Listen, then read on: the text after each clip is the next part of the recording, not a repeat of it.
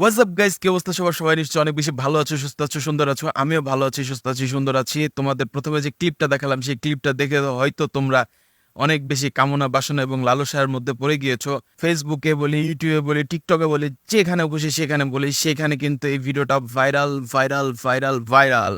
বিষয়টা আসলে কি হয়েছে সেটা কিন্তু আসলে আমরা কেউ জানি না। আমরা এক একজন এক একভাবে মন্তব্য করছি, খারাপ মন্তব্যটাই আমরা বেশি করছি। আসলে আসলে ঘটনাটা কি হয়েছে, চলো এই ঘটনাটা আসলে খুঁজে বের করি। সো গাইস, তোমরা আসলে যে ভিডিওটা দেখেছো, সেই ভিডিওটা কিন্তু আসলে এই ইউটিউব চ্যানেল থেকে পোস্ট করা হয়েছে। এই ইউটিউব চ্যানেলটা হচ্ছে একজন ইন্দোনেশিয়ান কন্টেন্ট ক্রিয়েটরের চ্যানেল। ওনার হচ্ছে 1.69 মিলিয়ন সাবস্ক্রাইবার এবং ওনার প্রায় পর্যন্ত 1.9K ভিডিও শেয়ার করেছে।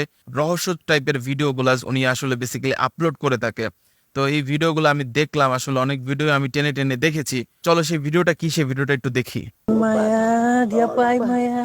Tolong Pak Bang. Aduh, Tolong Pak. bentar Maya, bentar. Nanti ditolong. Tolong. তো এটা আসলে হচ্ছে একটা শিক্ষণীয় ভিডিও। শিক্ষণীয় ভিডিওটার ভিতরে শুরুতে আমরা দেখতে পাই যে গাড়ির ভিতরে একটা মেয়ে এবং একটা ছেলে অবৈধ জিনা বা সম্পর্কে লিপ্ত হয়েছে। Tolong Pak, Maya Tapi bapak gantiin pun aku belum lagi dapat. Pak. Tolong lah Pak. Indonesian ভাষা তো আসলে বোঝাটা খুবই টাফ, কারণ আমি যেহেতু ইন্দোনেশিয়ান ভাষা জানি না। তো আমার কাছে মনে হচ্ছে এখানে উনি বলতে যাচ্ছে, এই ভদ্রমহিলা আসলে বলতে যাচ্ছে, বাবা আর করবো না জীবনে, এবারের মতো মাফ করে দাও, এরকম একটা কিছু বলতেছিল। তো যাই হোক, দেখি পরবর্তীতে কি হয়।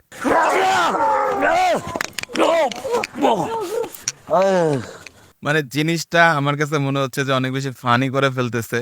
তো কাহিনী যেটা হয়েছে, পরবর্তীতে সেই যে আমি যে গাড়ির ফুটেজটা দেখাইলাম, এখান থেকে বের করে নিয়ে তাদের একটা রুমে নিয়ে আসা হয়। সো রুমে নিয়ে আসার পরে এখানে আবার তারা আরেকটা ভিডিও করে। বেসিক্যালি এইটা একটা শিক্ষণীয় ভিডিও।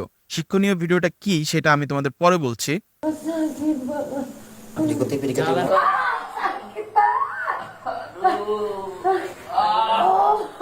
তো এখানে যেটা মনে হচ্ছে যে একজন মন্ত্র পড়তেছে আর ওদের আসলে অনেক বেশি কষ্ট হচ্ছে, এরকম কিছু বোঝাচ্ছে। এইটা একটা শর্ট ফিল্ম বানানো হয়েছে বা এমন ভাবে তৈরি করা হয়েছে যেন দেখে রিয়েলিস্টিক মনে হয়। বেসিক্যালি ইন্দোনেশিয়াতে বেশিরভাগ মানুষই পরকীয়ায় আসক্ত হয় এবং জিনা বলি, শারীরিক সম্পর্ক বলি, পরকীয়া বলি, হোয়াট এভার ইট ইজ বলি, সেই সব জিনিসের প্রতি বেশি আসক্ত হয়ে পড়ে এবং এন্ড অফ দ্য টাইমে হসপিটালে নিয়ে যায়। হসপিটালে নিয়ে যাওয়ার পর তারা মারা যায় এই ধরনের, এবং তাদের মাটি দেওয়া হয়। পরকীয়া বা শারীরিক জিনা যেটাই বলি না কেন, এটা থেকে বিরত থাকতে হবে। এই ধরনের কিছু করলে সৃষ্টিকর্তার গজব চলে আসতে পারে। তো এই জন্য খারাপ কাজ থেকে আপনারা সবাই বিরত থাকুন। ভালো থাকুন, সুস্থ থাকুন, সুন্দর থাকুন। দেখা হবে নতুন কোনো ভিডিওতে। সে পর্যন্ত সবাইকে আল্লাহ হাফেজ। আসসালামু আলাইকুম ওয়া রাহমাতুল্লাহি ওয়া বারাকাতুহু।